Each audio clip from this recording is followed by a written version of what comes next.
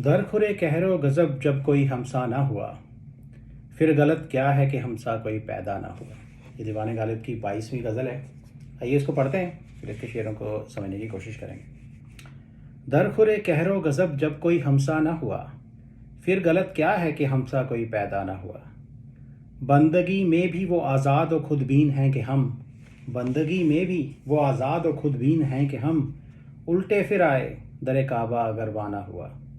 सबको मकबूल है दावा तेरी यकताई का, सबको मकबूल है दावा तेरी यकताई का, रूबरू कोई बुते आईना सीमा ना हुआ।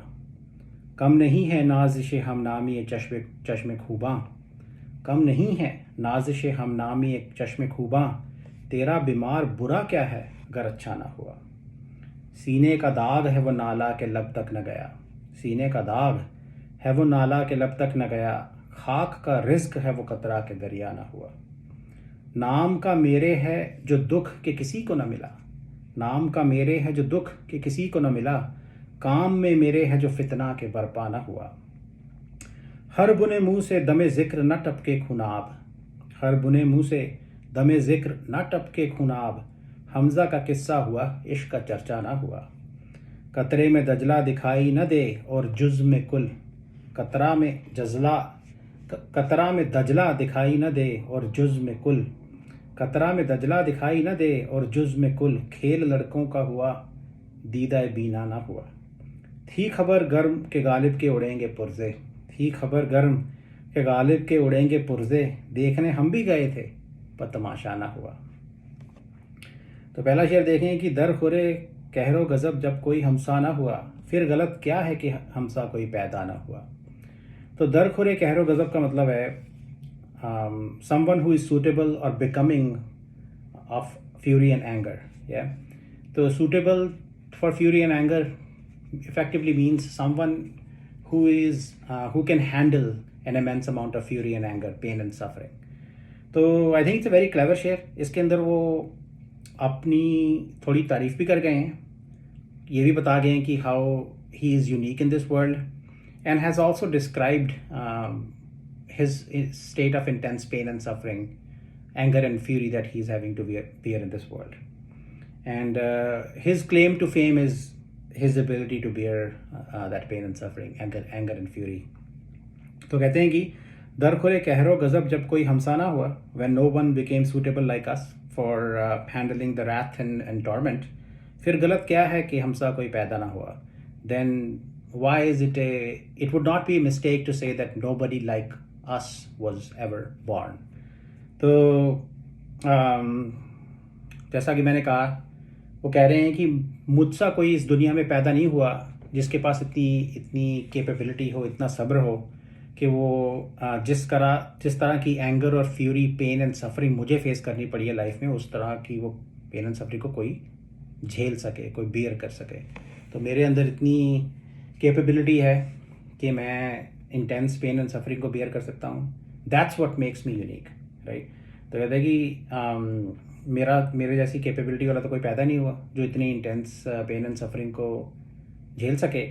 तो फिर ये गलत स्टेटमेंट नहीं होगी कि मुझसा कोई इस दुनिया में पैदा नहीं हुआ, that I'm one of a kind, या and also that nobody became disaster stricken like me, right? इतनी पेन एंड सफरिंग ना किसी के ऊपर आई और ना कोई इतनी पेन एंड सफरिंग को झेल सका। टेक्निकली उन्हें कहरो गज़ब, विच ट्रांसलेट्स रफली to anger and fury, wrath and torment, use किया गया है।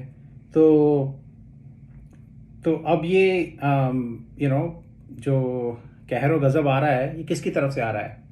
खुदा की तरफ से हो सकता है, महबूब की तरफ से हो सकता है। बॉटम लाइन इज़ कि he is a tenacious lover. अगर आप महबूब का और प्यार में पेन एंड सफरिंग को कंसिडर करें, जिसने इतनी पेन और सफरिंग और महबूब का इतना गुस्सा, कहर फेस करने के बावजूद भी उसने प्यार करना छोड़ा नहीं है, राइट। वो अभी भी एक सच्चा आशिक है। तो वो मिर्ज़ा गालिब साहब हैं, that's what makes him unique. अगर आप जनरल खुदा का पॉइंट ऑफ व्यू देखें तो खुदा ने इतनी उनको बुरी किस्मत दी है, बहुत कहर बरपा हुए हैं उनके ऊपर, लेकिन वो अभी भी जी रहे हैं, और शायद उन्होंने खुदा के ऊपर विश्वास, अगर आप इसको पॉजिटिव सेंस में देखें तो अभी भी वो उन्होंने खुदा के ऊपर यकीन छोड़ा नहीं है शायद, बट इन जनरल वो लाइफ जी रहे हैं, लाइक मरे नहीं हैं अभी वो, राइट. तो that's what makes him unique. The type of wrath and torment, pain and suffering that was showered on him, and his own capability to handle those problems. तो बहुत खूबसूरत शेर है. कहते हैं कि दर खुरे कहरो गज़ब जब कोई हमसा ना हुआ, फिर गलत क्या है कि हमसा कोई पैदा ना हुआ. अगला शेर देखें जो कि बहुत ही खूबसूरत शेर है, राइट. ये कुछ ऐसे शेर हैं जिसके अंदर गालिब साहब अपनी कंडीशन को डिस्क्राइब करते हैं. आई थिंक ये बहुत सारे ऐसे शेर हैं. This is one of the good ones. तो कहते हैं कि बंदगी में भी वो आज़ाद और खुदबीन हैं कि हम, बंदगी में भी वो आज़ाद और खुदबीन हैं कि हम, उल्टे फिर आए दर काबा अगर वाह ना हुआ. तो this shows his radical self respect and independence. ये गालिब साहब बार बार इस बात को पॉइंट आउट करते हैं. His sense of radical self-respect, not only when dealing with the beloved but also dealing with a God, especially when dealing with a God. तो वो कहते हैं कि बंदगी इज़ सर्विट्यूड, किसी का बंदा होना, किसी की सेवा करने वाला होना, towards God, towards a master, towards your मुर्शिद, टुवर्ड्स योर बिलवड. तो वो कहते हैं कि बंदगी में भी मैं इतना आज़ाद और खुदबीन, फ्री एंड सेल्फ रिगार्डिंग हैं हम. वो कहते हैं कि बंदगी में भी वो आज़ाद और खुदबीन हैं हम, कि मैं बंदगी में भी, सर्विट्यूड में भी, इवन दो मैं किसी का बंदा हूँ, मैं किसी का नौकर हूँ, इस स्टेट में भी मैं अपने आप को आज़ाद और सेल्फ रिगार्डिंग समझता हूँ. और उसका एग्जाम्पल उन्होंने क्या दिया है कि उल्टे फिर आए दर काबा अगर वाह ना हुआ. कि वो काबा तो आपको पता है जो इस्लाम की रिलीजियस प्लेस है. वो कहते हैं कि मैं वहाँ गया था और दरवाज़ा काबे का बंद था, तो मैं उल्टा फिर के आ गया, राइट. मेरे पास मेरा सेल्फ रिस्पेक्ट मुझे अलाउ नहीं करता कि मैं जाके दरवाजे पे नॉक करूँ या होली प्लेसेस के, और it's against my dignity to knock on the door of Kaaba, right. Kaaba आप देखिए इस्लाम में वो सबसे उनकी रिलीजियस प्लेस है, तो वेरी रिस्पेक्टेबल प्लेस. पर गालिब साहब जो हैं वो अपने आप को वहाँ पे भी कहते हैं कि मेरा सेल्फ रिस्पेक्ट है. अगर मैं काबे तक गया और जिस एम से मैं गया था, अगर काबे का दरवाज़ा बंद है तो मैं खटखटाऊँगा नहीं उस दरवाजे को, राइट. ही कंसिडर्स हिमसेल्फ ए वर्दी कैंडिडेट, कि मैं वहाँ जाऊँ तो दरवाज़ा खुला होना चाहिए उसका, राइट. तो दरवाज़ा अगर बंद था तो मेरा सेल्फ रिस्पेक्ट लो नहीं करता कि मैं गिड़गिड़ाऊँ, कि मैं खोलूँ, बोलूँ कि दरवाज़ा खोला जाए मेरे लिए, राइट. अगर दरवाज़ा नहीं खुला था तो उल्टे फिर आए, तो मैं वापस वहाँ से आ गया, लाइक हम वहाँ से वापस मुड़ आए, राइट. तो इतनी मुकद्दस जगह जो है वहाँ पे भी वो कहते हैं मुझे सेल्फ रिस्पेक्ट चाहिए. I am not going to stoop below my dignity, ever. So that's I think it's a very lofty example of his self respect. और वो इस तरह की बातें करते हैं. Even in the worship of God, he says, I bear myself with kind of a self-respect and independence. और अगर काबे का दरवाज़ा खुला नहीं हुआ था जब, तो मैं वापस मुड़ आया वहाँ से.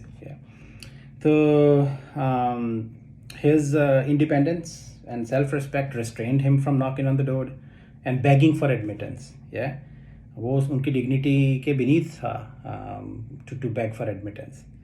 तो इस शेर से रिलेटेड एक किस्सा भी है. एक बार कहते हैं कि जो दिल्ली का ब्रिटिश ऑफिसर था, वहाँ पे वो कोई कॉलेज शुरू कर रहे थे, वहाँ गालिब साहब को एक टीचिंग पोजीशन ऑफ़र की गई. तो गालिब साहब उससे मिलने के लिए उस ब्रिटिश ऑफिसर के घर गए.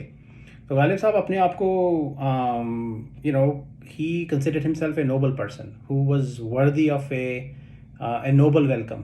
तो जो पूरा प्रोटोकॉल जो था वो एक्सपेक्ट करते थे when he goes somewhere, that he expected to be welcomed with a protocol that is given to noblemen. तो वो ब्रिटिश ऑफिसर कहता है कि ठीक है, अगर आप एक नोबल आदमी की कैपेसिटी में आए होते तो मैं आपको वो प्रोटोकॉल ऑफ़र करता, लेकिन आप यहाँ पे एम्प्लॉयमेंट गेन करने आए हैं, तो ऐसा प्रोटोकॉल यहाँ पे अप्लाई नहीं होता. तो गालिब साहब कहने में आता है कि वहीं से मुड़े वापस और वापस चले गए. तो I think the situation is similar. वो ही has a very high self-esteem, very high opinion of himself. He knows what he's capable of, and he demands self-respect. तो अगर he demands respect, he demands that he be treated with respect, and he has this radical self respect and independence. और जब उनको वो respect नहीं मिलता तो वो वहाँ से वापस चले जाते हैं. And this is a beautiful शेर. बंदगी में भी वो आज़ाद और खुदबीन है कि हम उल्टे फिर आए दर काबा अगर वाह ना हुआ.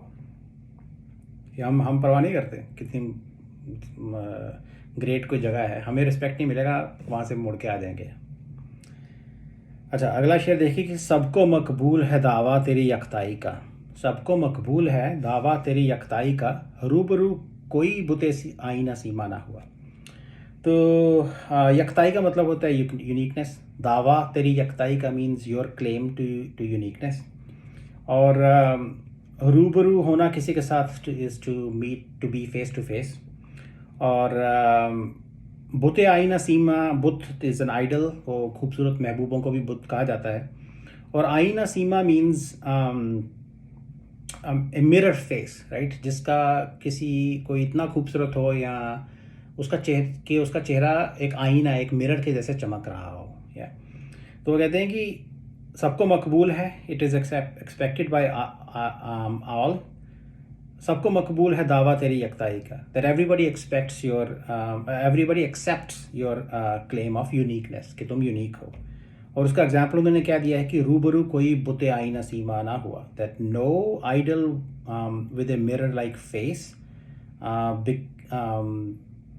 केम face to face with you. कि तुम्हारे सामने आके रूबरू नहीं हुआ, तुम्हारे सामने आके कोई बुते आईना सीमा, कोई मिरर जैसे चमकते हुए फेस वाला कोई भी खूबसूरत महबूब तुम्हारे सामने आके नहीं बैठा, डिड नॉट फेस यू.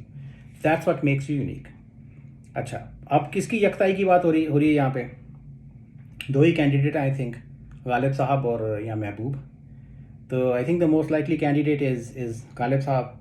तो अब बुते आईना सीमा की क्या इंपॉर्टेंस है इसके अंदर? तो बुते आईना सीमा एक स्ट्रेट फॉरवर्ड मीनिंग तो उसका ये हो सकता है कि खूबसूरत महबूब के लिए वो यूज़ किया जाता है, चमकते हुए चेहरे वाले.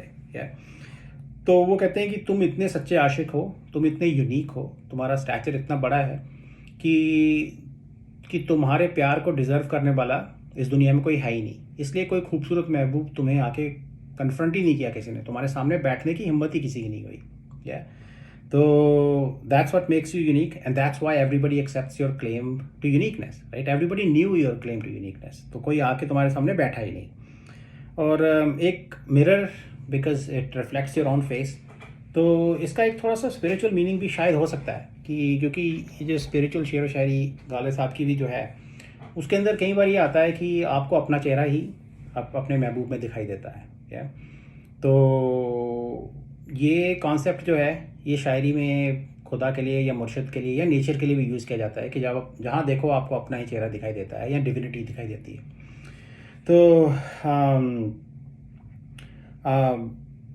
सो लेट्स से कि इस केस में आप देखें कि अगर महबूब कोई ऐसा सामने आता जिसके अंदर गालिब साहब को अपनी रिफ्लेक्शन नज़र आती, अपना ही चेहरा नज़र आता, लेकिन ऐसा कोई नहीं हुआ, राइट. ऐसा कोई आया ही नहीं जिसके अंदर गालिब साहब को अपनी अपनी रिफ्लेक्शन नज़र आए, राइट. जो सच्चा प्यार है, इवन डिवाइन लव, उसके अंदर क्या है कि आपको जो सामने बैठा है, आप जिससे आप प्यार करते हैं, उसके अंदर अपना आप ही आपको नज़र आता है. लेकिन कोई इतना गालिब साहब के प्यार के केपेबल, और there was nobody worthy enough for Mirza Ghalib कि उनके सामने आके वो बैठे और उसके अंदर गालिब साहब उसको प्यार करें और उसके अंदर गालिब साहब को अपनी रिफ्लेक्शन नज़र आए, राइट. कोई ऐसा खूबसूरत महबूब जो है वो दुनिया में पैदा ही नहीं हुआ. Nobody was his peer. Nobody could be a match or worthy enough for Mirza Ghalib's love. That's what I understand from this. वो कहते हैं कि सबको मकबूल है दावा तेरी यकताई का, रूबरू कोई बुते आईना सीमा ना हुआ. तो अगला शेर देखेंगे, कम नहीं, आई think this is a very beautiful word play. वो कहते हैं कि कम नहीं नाजिश हमनामी चश्मे खूबा, तेरा बीमार बुरा क्या है अगर अच्छा ना हुआ. तो इन्होंने यहाँ पे एक पॉजिटिव ट्विस्ट दे दिया है टू ए नेगेटिव सिचुएशन. तो जो इसके अंदर कॉम्प्लिकेटेड लफ्ज़ है वो ये है कि नाजिश हमनामी चश्मे खूबा. ये तो इसका रफली मतलब ये है कि like the pride of name sharing of the eyes of beautiful beloved, right? कि जो खूबसूरत महबूब है, खूबा जिसका जो लफ्ज़ इस्तेमाल किया गया है, चश्मे खूबा जो हैं वो महबूब की खूबसूरत आंखें हैं, वो उनका नाम है, वो मशहूर हैं। तो नाजिश हमनामी चश्मे खूबा का मतलब ये है कि arrogance like the famed eyes of the beautiful beloved, या इफ़ेक्टिवली हुआ यह है कि जो इसमें आशिक है, जो लवर है, उसकी आंखें जो हैं वो अपने खूबसूरत महबूब की आंखों के जैसे हो गई और वो ये कह रहे हैं कि हमको उसकी वजह से हमारा भी नाम हो गया है, क्या? तो वो कहते हैं कि क्या ये कम है?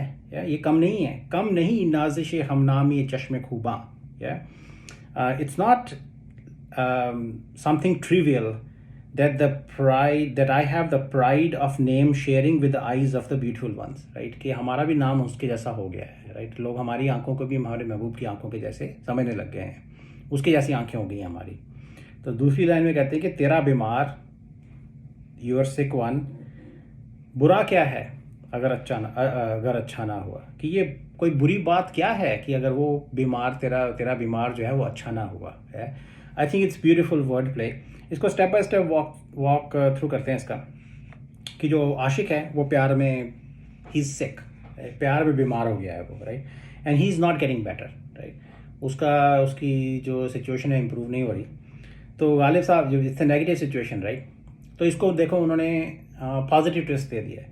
वो कहते हैं कि बुरा क्या है, why is that bad, right? The answer is that it's not bad to be sick in love at all. और जस्टिफिकेशन जो उन्होंने दी है वो ये है कि in this process the lover is sharing the fame of the beloved eyes, right? Effectively the eyes, उनकी जो गालिब साहब की जो आंखें हैं, जो आंखें हैं, वो महबूब के जैसे हो गई हैं। और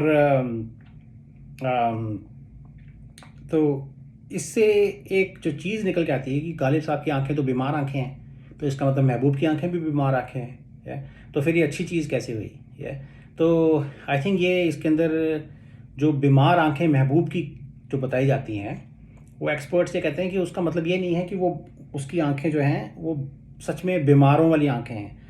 these are more like languid unresponsive eyes that are lowered, right? जैसे बीमार आंखें बंद करके या आंखें झुका के बैठा रहता है, लैंग्वेड, थोड़ी ऐसी नशीली आंखें होती हैं। तो वो जो एक महबूब है जो अपने खुमार की स्टेट में रहता है, या जो आंखें आपसे नहीं मिलाता है मॉडेस्टी की वजह से या एरोगेंस और डिस्डेन की वजह से, उसकी आंखें भी उसी तरह की होती हैं, राइट? तो देखिए उन्होंने बीमार की आंखों को खूबसूरत महबूब की आंखों से कंपेयर कर दिया है because of the behaviour of the eyes of the beloved.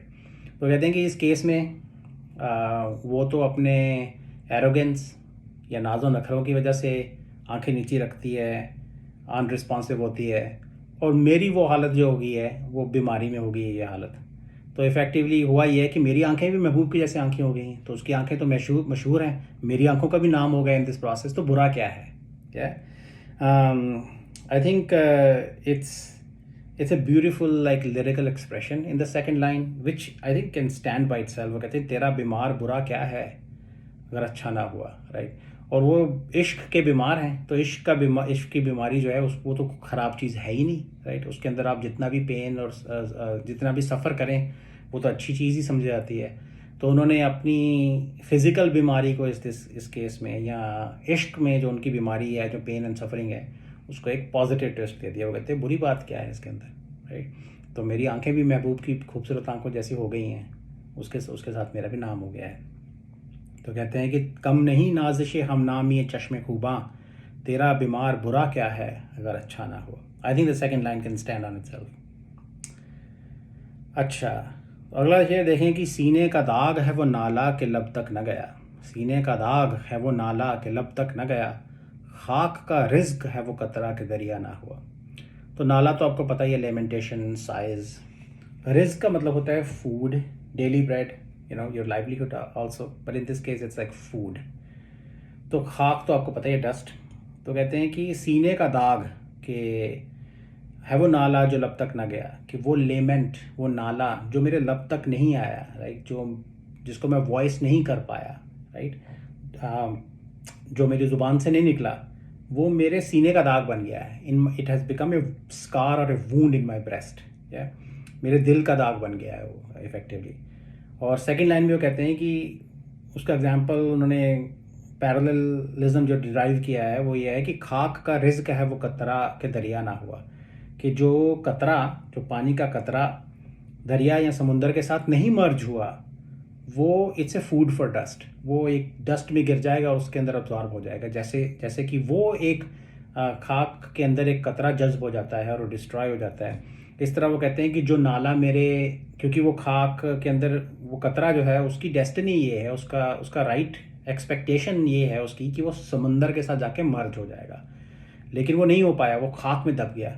इस केस के अंदर जो नाला है उससे एक्सपेक्टेशन ये है कि वो कहर बरपा करेगा, राइट, वो चीख गालिब साहब की ज़ुबान से निकलेगा, उनके लबों पे आएगा, वो चीखेंगे, पुकारेंगे, लोग सुनेंगे, महबूब के ऊपर इम्पैक्ट होगा या दुनिया में कुछ इम्पैक्ट होगा।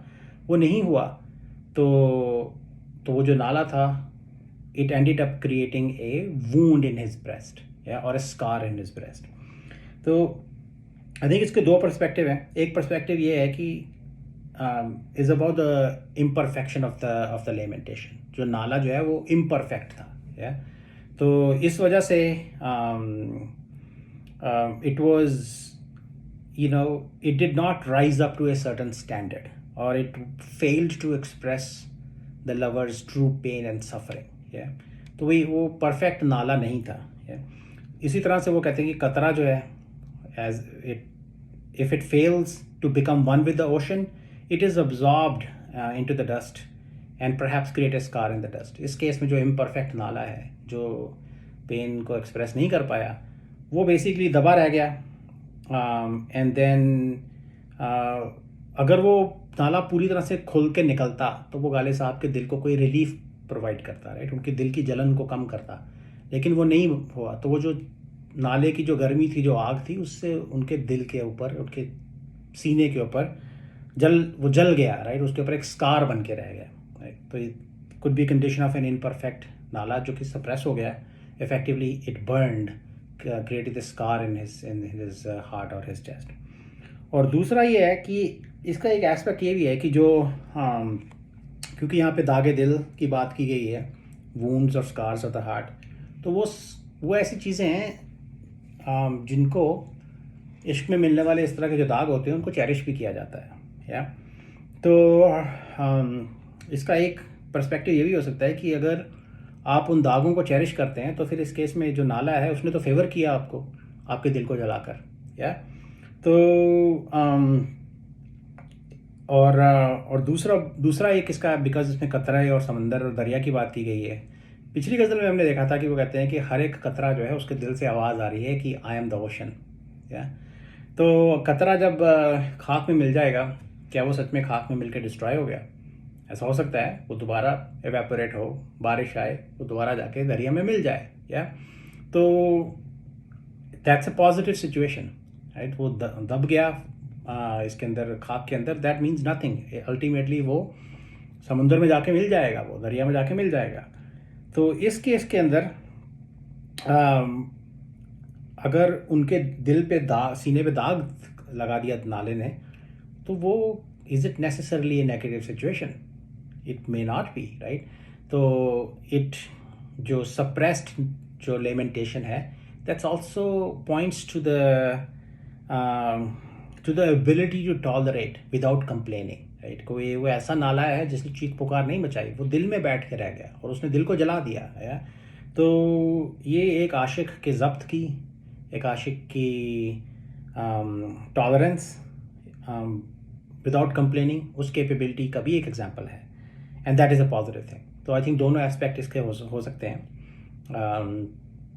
तो शेर फिर से पढ़ देते हैं कि सीने का दाग है वो नाला के लब तक न गया, खाक का रिज्क है वो कतरा के दरिया ना हुआ। आई थिंक जो पहला पर्सपेक्टिव है ऑफ इम्परफेक्ट नाला is probably the most straight forward meaning, कि वो बाहर नहीं निकल पाया, it did not find expression, his grief did not find expression in the lamentation and ended up burning his heart.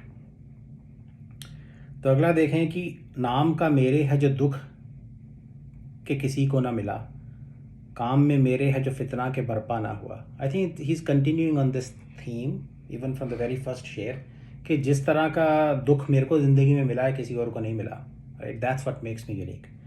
तो वो कहते हैं कि नाम का मेरे है जो दुख के किसी को ना मिला, कि मेरे नाम पे जो दुख लिखा गया वो किसी और को दुनिया में नहीं मिला। अब जैसे पिछले शेयर में हमने डिस्कस किया, जो दुख दर्द है it's not necessarily a bad thing, right.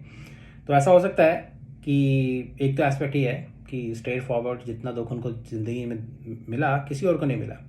दूसरा इसका एस्पेक्ट ये हो सकता है कि खुदा ने उनको जिस तरह के दुख की बख्शिश की, या the kind of sorrow that was bestowed upon him as a special favor, or the kind of sorrow God bestowed upon him or the beloved bestowed upon him, yeah, वो किसी और को नहीं मिला, yeah।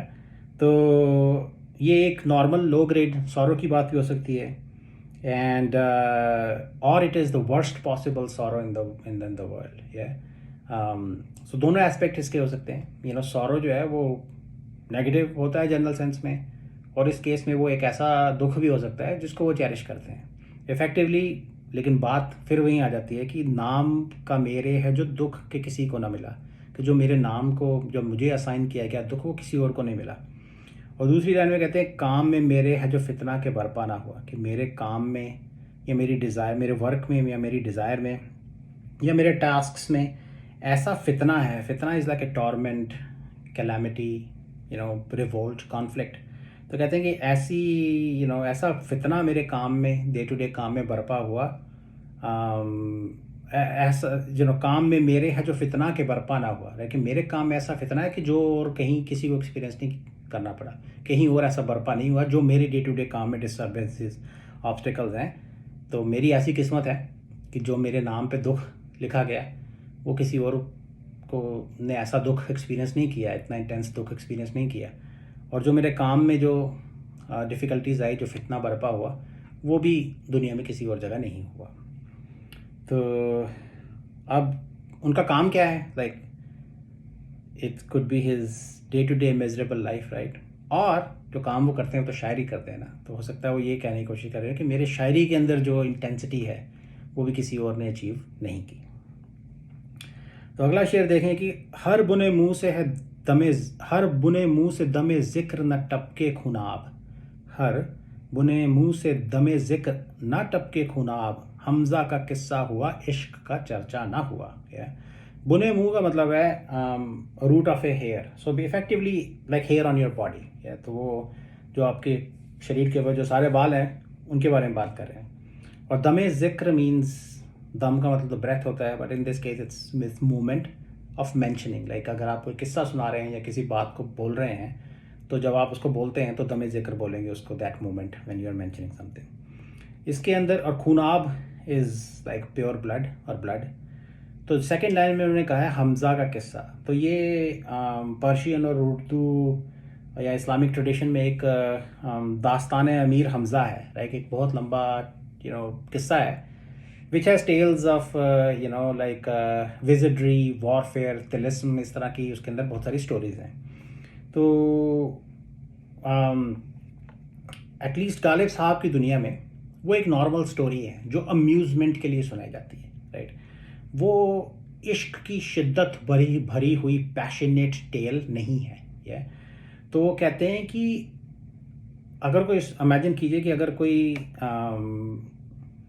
वो कहते हैं कि आशिक लोग इफ़ेक्टिवली, कहने का मतलब उनका यहाँ पे है, ये है, हम वर्ड्स पे आते हैं एक मिनट में, कि आशिक लोग जब अपने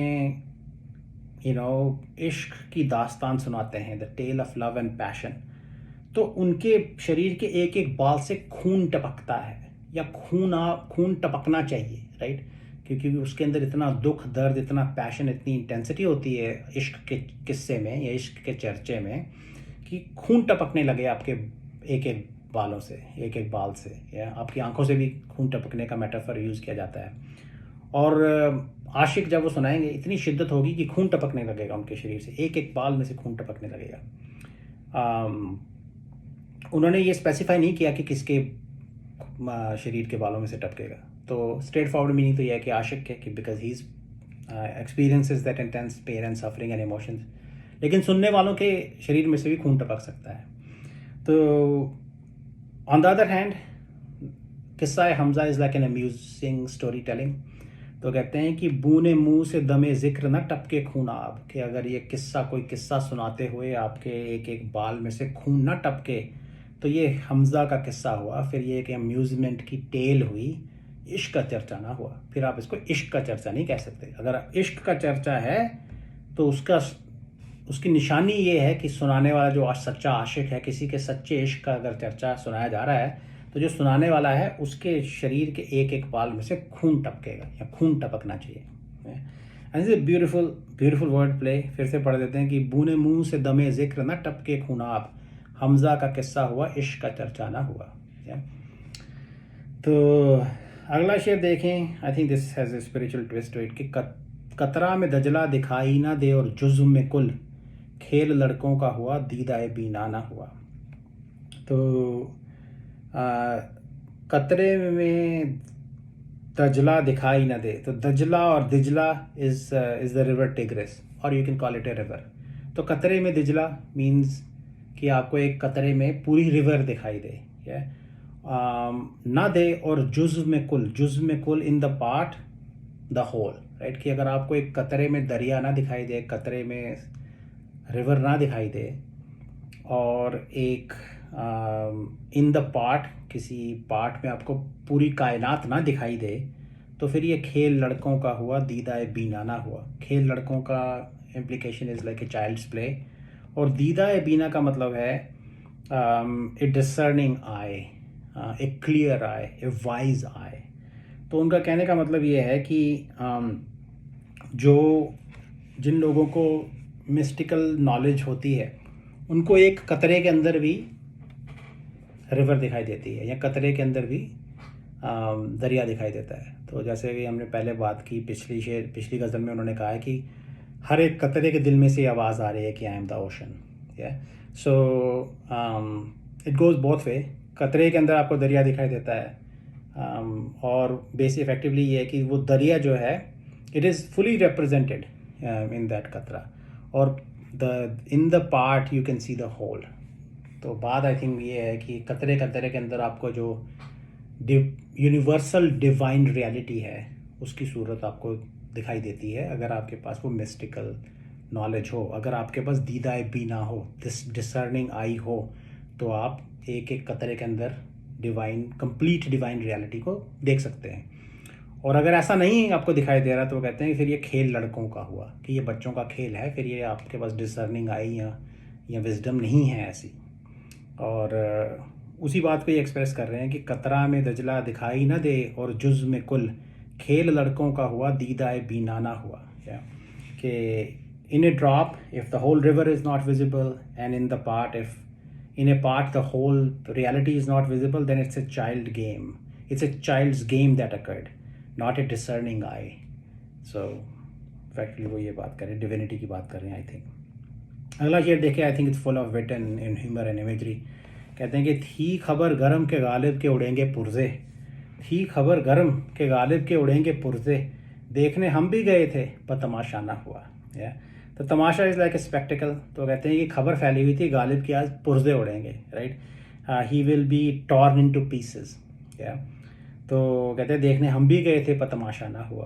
तो आई थिंक इसमें अगर आप ना भी इसके बारे में सोचें तो I think it's a very witty शेर।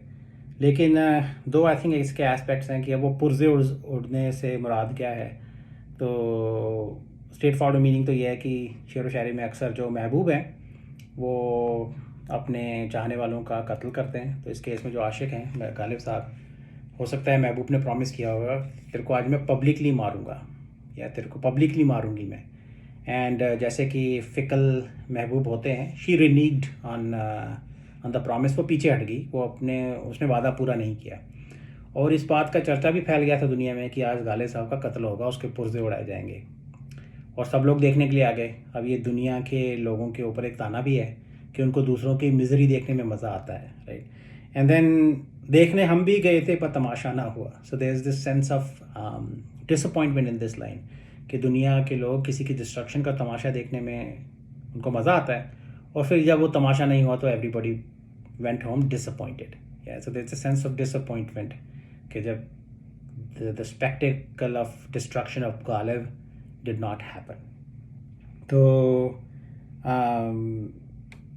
ये एक ताना है लोगों के ऊपर, और आई थिंक महबूब जो है उसकी जो फिकल नेचर है, प्रॉमिसेस ना फुलफ़िल करने का जो उसका तरीका है, उसके बारे में भी एक कमेंट है।